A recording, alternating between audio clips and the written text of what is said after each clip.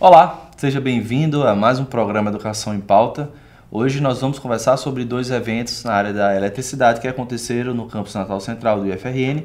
E para conversar sobre esse assunto, eu tenho aqui no estúdio o professor Augusto César Fialho Vanderlei, professor do Campus Natal Central, do curso de Engenharia de Energia, de Eletrotécnica e de outros cursos.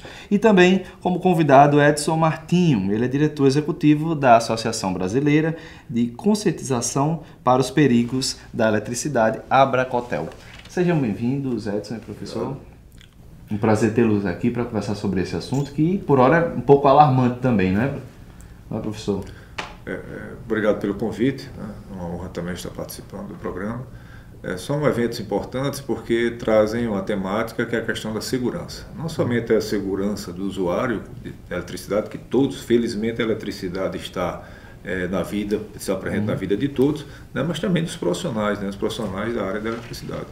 Então, são eventos que o Instituto abraça, né? O Instituto Federal abraça para trazer, sediar esses eventos, né? E não somente para a comunidade interna, mas também aberto a toda a comunidade externa. Edson, já é o terceiro ano, né? Essa parceria com o IFRN, como é que surgiu essa parceria? Esse é o terceiro ano que a gente traz consecutivamente ao Rio Grande do Norte esses congressos, esses seminários. Os seminários são focados para a atualização profissional, então a importância de trazer para uma instituição de ensino, porque também além de trazer os profissionais, os futuros profissionais acabam sendo beneficiados nessa história. Dialoga, né? Exatamente. Que é o Seminário de Gerenciamento de Risco e o Encontro de Profissionais Eletricistas, que aconteceu nessa semana no Campus Natal Central, mas teve também um campus que, não é, professor, que teve o seu primeiro evento, que foi João Câmara. Né? Como é que foi planejado essas ações, né? Tanto no Campus Natal Central, na terceira edição, quanto no João Câmara na primeira? Os dois eventos que aconteceram em Natal, né, eles, como disse, já estão no terceiro ano, e a ideia é a gente expandir isso para outros campos do IFRN. Né? A ideia é a gente abraçar a maior quantidade de público possível, né, de pessoas possível, para poder levar a mensagem de trabalhar com segurança, né, e usar a eletricidade de forma segura. E no campo de João Câmara, por ter o parque eólico concentrado naquela região, então foi focado, direcionado para essa área de trabalho com segurança em parques eólicos, né, e a questão de gerenciamento de risco em parques eólicos. E a ideia é que nos próximos anos a gente estenda isso para outros campos do Instituto. O Instituto é um parceiro importante nessa ação da Abracopel. Como é que o senhor vê essa parceria, né, de um mundo do trabalho que está dentro do Instituto para esses alunos? Importante, o Instituto ele tem essa ação junto à sociedade, né? Não pode ser diferente. Nós formamos profissionais, mas nós temos ações de extensão, ações de pesquisa que estão diretamente ligadas à sociedade. É o mundo do trabalho, é o mundo produtivo.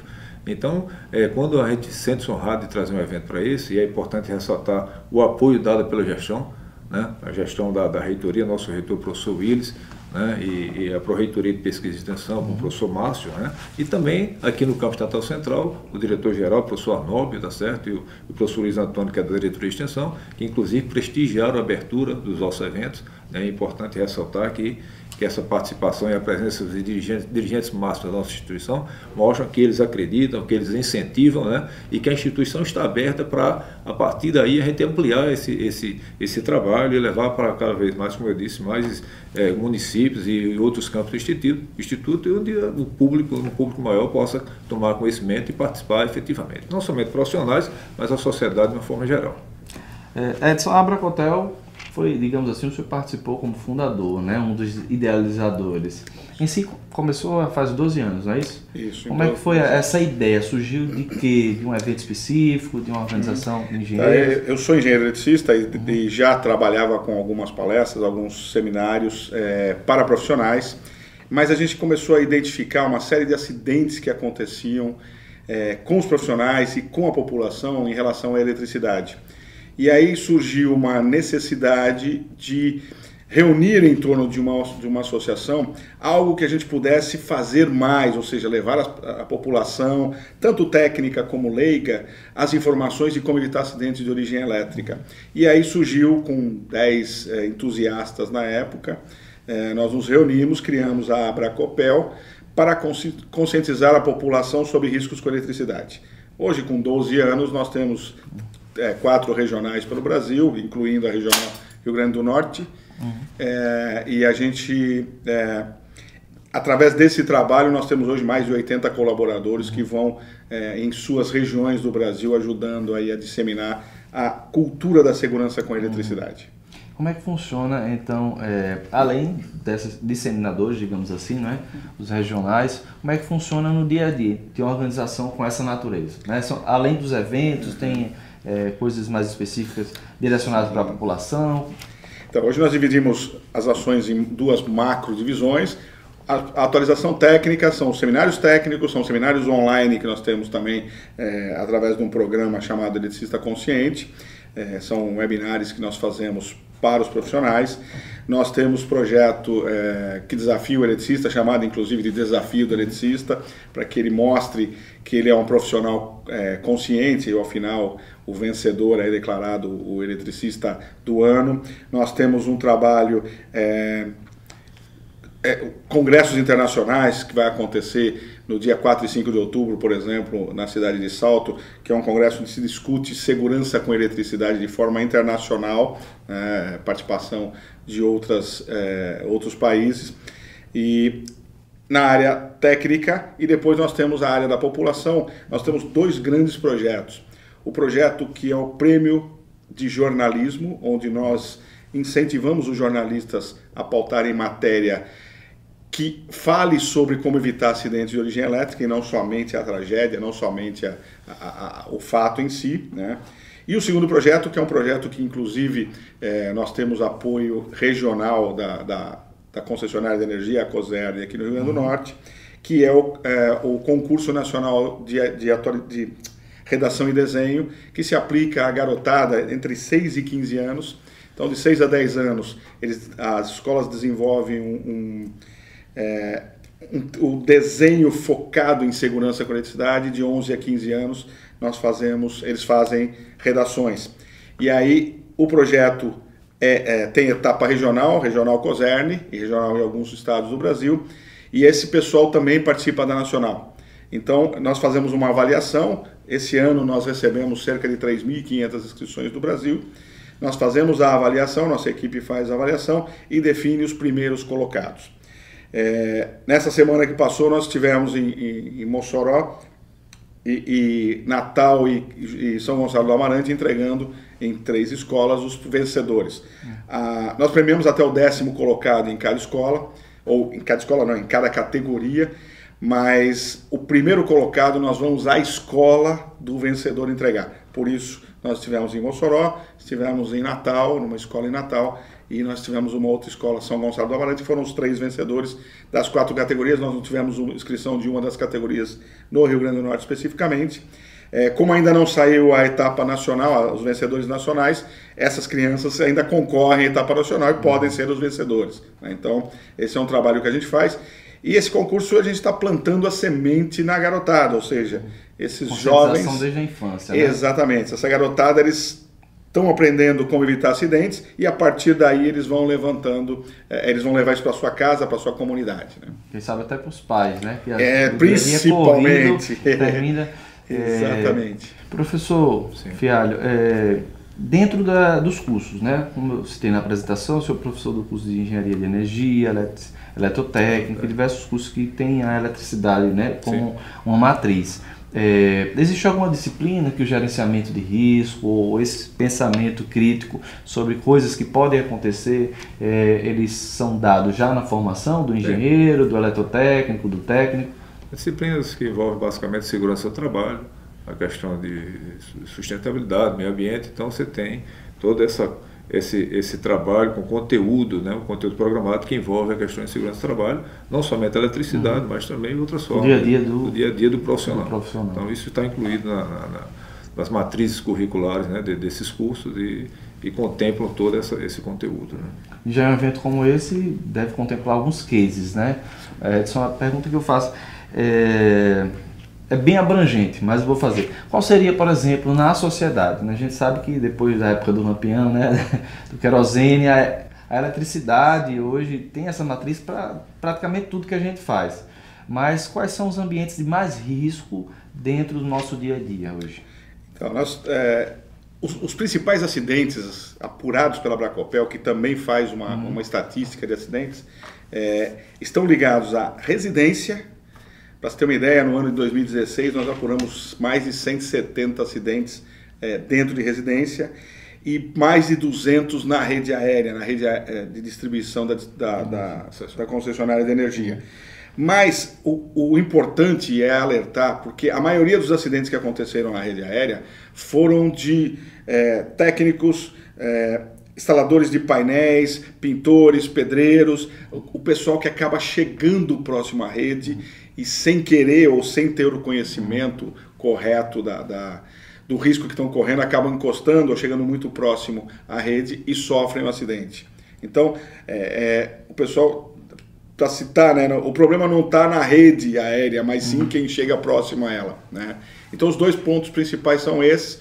E dentro de residência, né, nós temos muito choque elétrico com extensões, com T's, com instalações mal feitas ou com fio desencapado, que acabam levando as pessoas a óbito, e a maioria acha que os 110 volts é só para ficar esperto, é só para não ter perigo nenhum. Pensava até o eletricista, né, que vai na sua casa, não. Exatamente. Eu consigo fazer aquele testezinho sem... Exatamente, mas estatisticamente nós temos um estudo que mostra que acima de 50 volts em área seca, você já tem o risco de fibrilação cardíaca.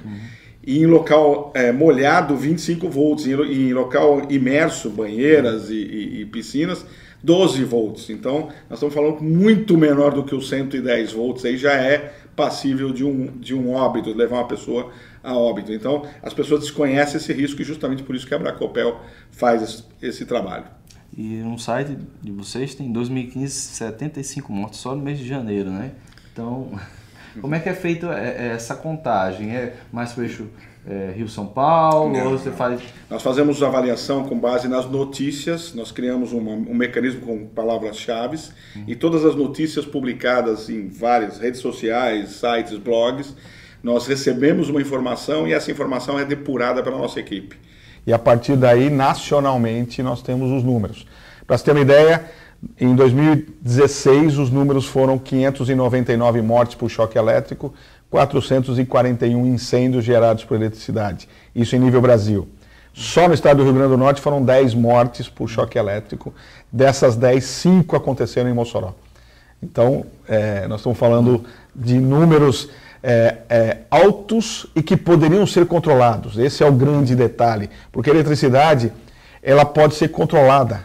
Os riscos podem ser todos controlados. Então, se as pessoas conhecem, tanto os profissionais fazem o serviço corretamente, dentro de normas técnicas, usando produtos de qualidade, e se a população solicita esse trabalho, você tem a minimização muito grande dos acidentes. Os riscos aí vão cair para praticamente zero. Esse é o trabalho que a gente faz, ou seja, conscientizar a pessoa e dar informação para que ela possa diminuir os riscos aí. Tudo agindo para que a vida possa continuar, né? Exatamente. Ainda fazer um breve intervalo. E você de casa não sai daí, a gente volta já com o segundo bloco do programa Educação em Pauta. Até lá.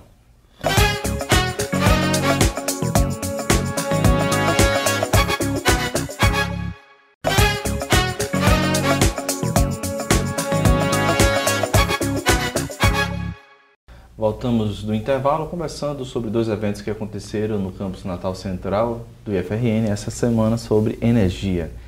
E a gente volta a conversar sobre esses riscos, né? Professor Fialho, no dia a dia, né, quais são os alertas que a gente poderia fazer para a população? Tendo em vista que até hoje em dia nas redes sociais a gente tem visto alguns acidentes que são muito frequentes e aí fica... Será que isso é mito ou não é mito? Por exemplo, aquelas pessoas com a mão queimada, o rosto queimado, porque dormiram ou deixaram a noite todinha o celular. Quais são os riscos mais frequentes domésticos, por exemplo?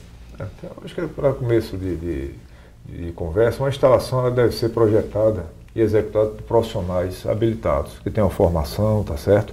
E tem condições dentro da boa técnica, com o princípio de economicidade, mas principalmente olhando a questão do lado técnico, do bom dimensionamento, utilizando materiais corretos. Esse é o primeiro grande passo.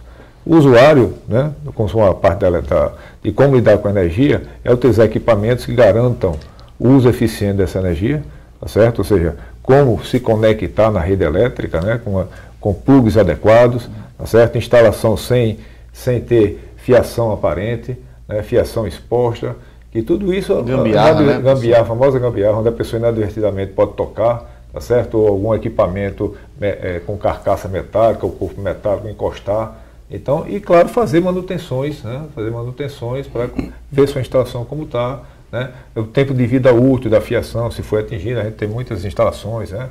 Onde o tempo de vida útil dos equipamentos, principalmente dos condutores elétricos, né? A isolação já não está sendo suficiente para funcionamento adequado.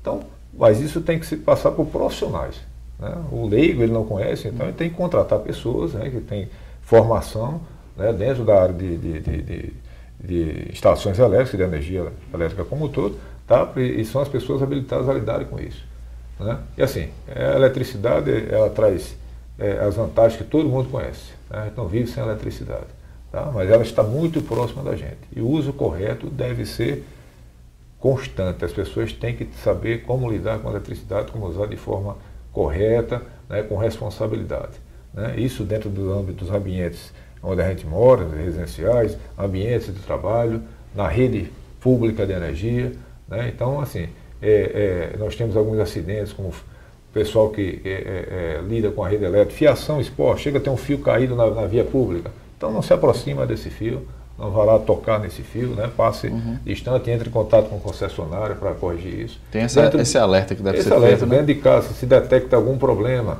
né, chama um profissional para corrigir. Às vezes uma lâmpada que queima sempre, né? Tem alguma coisa errada, né? E às vezes, veja bem, o Edson estava comentando a questão das estatísticas, que existe uma dificuldade de a gente ter isso, né? Porque esses números, mesmo alarmantes, eles ainda são, vamos dizer assim, eles não retratam a realidade mesmo, ou seja, existem muito mais acidentes, inclusive acidentes fatais, né, que essa estatística leva esses números mais altos. Então, normalmente, a pessoa pode sofrer um acidente de origem elétrica, mas que teve como consequência, por exemplo, um traumatismo. Sei lá, vai trocar uma lâmpada, está em cima de uma cadeira e aí leva um choque elétrico e cai. Então, quando ele chega no hospital, é um traumatismo, né? Não necessariamente a origem, a causa que foi um choque elétrico vai aparecer. E não vai entrar na estatística, né? Os índices.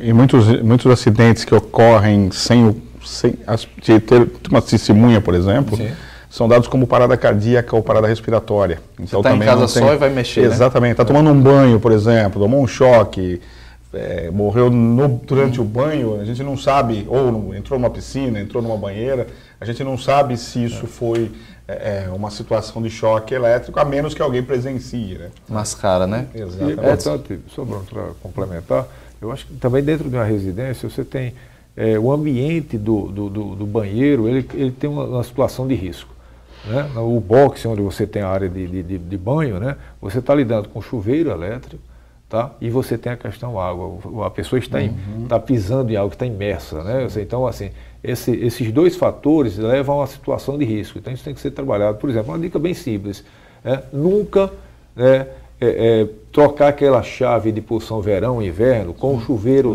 ligado, tá? Muita gente faz isso, às vezes de forma inadvertida, até usa uma vassoura ou até um rodo para ficar batendo naquilo ligado. Não, tem que estar desligado e de forma correta, inclusive desligar, né, no disjuntor para fazer isso é a forma mais correta, não fazer de forma ligada. Ou até a própria a troca da resistência, né? A gente vai lá e faz. Não pode fazer, tem um risco, né? Ficar emendando resistência, né? Tudo isso. E sabe que uma percepção que eu tenho, né, há muitos anos andando para o Brasil, e o Nordeste usa muito essa prática, não especificamente o Rio Grande do Norte, que não vi, mas o Nordeste usa muito, de colocar um interruptor para desligar o chuveiro dentro do box ou próximo ao box. Isso é proibido por norma. Isso a norma não permite, a norma e a boa prática, naturalmente, não permite, porque você vai interromper uma energia num nível onde você está molhado, pode cair água. Inclusive em hotéis, né, pousadas. Eu vejo muito isso, exatamente. Não só em casa. Então, foi por isso que eu estou dizendo. O senhor falou, eu lembrei agora, em hotéis já vi isso também. Sim, tem muito. Então, isso é uma prática que se adotou, principalmente no Nordeste, a gente tem visto isso, mas é perigosíssima e as pessoas continuam usando. Então, está aí a situação que o Augusto citou.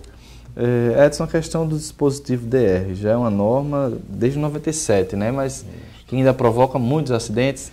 Sim, então o DR ele é um dispositivo criado para interromper a energia elétrica na ocorrência de uma possibilidade de choque elétrico. Na verdade, tecnicamente, ele faz a interrupção da energia por fuga de corrente.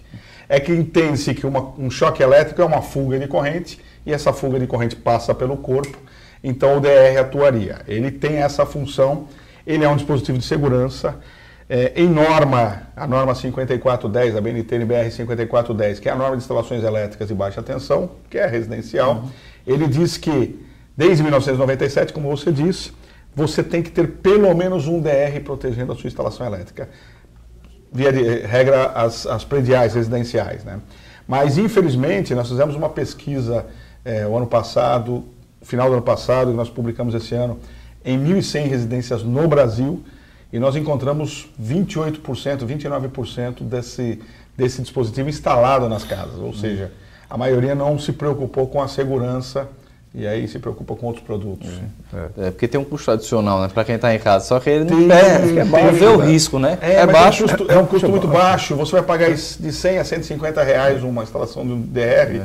Quanto custa isso pela vida, né? E por isso um tema desse importante aqui no programa de Educação em Pauta, porque a gente tem que criar essa educação, né, de lidar com a energia. E isso é bastante grave, né? Porque você pode perder um filho por conta da economia de 150 reais. Exatamente. Você citou exatamente. O número de acidentes com crianças é grande. Dentro desses 599 mortes, ou 170, mais de 170 dentro de casa, muitas crianças acabam perdendo a vida com choque elétrico que poderia ser evitado com o DR instalado. Como eu citei no outro bloco, né, a eletricidade ela tem uma série de formas de controle. O DR é um dos dispositivos que garantiria certamente a segurança e evitaria os acidentes fatais. Mas por curiosidade, fazer essa pergunta em relação às tomadas, não é? Hoje tem até teorias para as crianças e colocar móveis no quarto de uma certa altura. Tem alguma recomendação para esse tipo de mecanismo, interruptores, ou então o próprio uso daqueles estruturas que tapam a tomada para quartos de criança, por exemplo? Então, hoje a tecnologia vai sempre avançando em prol da segurança, né? Hoje você tem tomadas que só funcionam se você inserir o plug completo, né? Então tem tomadas hoje que se a criança enfiar um pininho, alguma coisa, ela não energiza. Mas a tecnologia traz isso e aí tem o custo inerente. Então, sem a tecnologia, o que a gente diz hoje? O tapa-tomada é a primeira barreira e o DR instalado seria a tua garantia de segurança, né? Então, dá uma reformada. A nossa recomendação é, pelo menos a cada 5 anos, faça uma verificação completa na instalação elétrica, com um profissional habilitado, como o professor Augusto falou, né? E a partir daí, com base nas normas técnicas, você vai ter os índices de segurança. A partir do que foi apontado das conformidades e não conformidades, você providencia a reforma da sua instalação elétrica para adequar. As tecnologias vão acontecendo, vão avançando, as informações vão trazendo e aí você precisa estar sempre atualizando. Então, a cada 5 anos, uma reforma da instalação elétrica está de bom tamanho. Professor Fialho, recentemente a gente teve me corrija até se a expressão está errada, mas eu vou tentar deixar mais básica. As tomadas que eram de 2 pinos, agora são 3, né? Entrou o neutro, se eu não me engano. Entrou o pino de aterramento. De aterramento, né? E qual é a relevância também da gente fazer esse alerta? Porque você tem uma extensão que tem uma entrada antiga, não atualizou, e aí você vai e corta um pino, ou você tenta fazer gambiarra. Isso daí também provoca muitos riscos. Né? Foi um avanço, foi incluído nas instalações, né? Tomadas com o 3º pino, que é o pino de aterramento. Todos os equipamentos que você compra, eletrodomésticos, ele já tem o plug com 3 pinos. Os novos, né? Os novos. Então acontece o quê? Você tem uma instalação vamos dizer, mais antiga, e aí você tem tomadas com 2 pinos. Então como é que você vai usar esse... Então partiu-se uma prática no Brasil comum de você ter adaptadores, você quer fazer uma adaptação. Né? Então você compra um adaptador que vai casar esse plug de 3 pinos com uma tomada com 2 pinos. Bom, se você parte para isso, então você está fazendo uma adaptação para casar do ponto de vista de conexão. Mas a parte principal, que é o aterramento, continua sem existir. E o aterramento é vital existir em toda a instalação elétrica. E ele tem essa função exatamente de diminuir o risco, né? Exatamente. Só complementando, né, a tomada, o padrão brasileiro foi adotada justamente para que você tenha a obrigatoriedade de ter 3 pinos na tomada e não no plug, não necessariamente o plug. E o terceiro pino é o condutor de proteção, é o fio terra, né, para que a gente tenha a minimização dos acidentes. Ele vai ajudar, em conjunto com o DR, em conjunto com outros dispositivos, ele vai ajudar aí na possibilidade de redução de choque elétrico. E é importante assim, claro, eu volto mais uma vez à questão do profissional. Né? Quem vai fazer essa instalação, certo? Quem vai fazer essa adequação numa rede que só tem a princípio 2 fios, tá certo? A fase e o neutro. Né? Então, como eu vou colocar agora o condutor de proteção, é o chamado terra, né? Ou aterramento, o condutor de aterramento. Então, precisa contratar um profissional habilitado que ele faça essa reforma, agora uma reforma com critérios. Não é simplesmente puxar um fio e ligar no quadro. Não, ele tem que ter o pessoal, daí a capacitação desse profissional do conhecimento técnico para dimensionar essa nova instalação, essa reforma, de forma a atender às necessidades, né, e acompanhar a evolução tecnológica. Né? Então, isso precisa ser feito e o usuário, tá certo? O dono da casa, o pai de família, como disse, a mãe de família, tem que saber disso, né, que é uma realidade, tem que ser adequada nas suas instalações, mas como contratando um profissional que possa realizar isso de forma correta. Lembrei agora da década de 90, né? Quando a gente comprava o primeiro computador, tinha que chamar o eletricista para colocar o aterramento. Pois é, exatamente. Aliás, só complementando a história da tomada, nem todos os equipamentos vêm com 3 pinos. Por quê? Porque os equipamentos têm uma proteção contra choque extra, que a gente chama de classe 2. Né? Mas os que vêm com 2 pinos já estão protegidos e não precisam do condutor de proteção. Os que vêm com 3 pinos precisam do condutor de proteção. Por outro lado, a instalação tem que disponibilizar em 100% dela os 3 pinos. Por isso, o padrão de tomada atual. Muito obrigado, Edson, e professor Fialho, pela entrevista de hoje. Muito obrigado. E faço votos para que venham acontecer outros eventos, né? Sistematicamente. Certamente, o ano que vem estaremos de volta e convidamos aí todos os telespectadores para estar conosco. Muito obrigado. E você de casa, muito obrigado pela sua audiência. A gente termina aqui mais um programa Educação em Pauta, sempre fazendo o convite para todo sábado às 10 horas da manhã aqui na TV Câmara, bem como aos domingos no mesmo horário, além do nosso canal do YouTube, por onde você pode acompanhar todos os programas que já foram exibidos aqui na TV. A gente se vê na próxima semana. Até lá!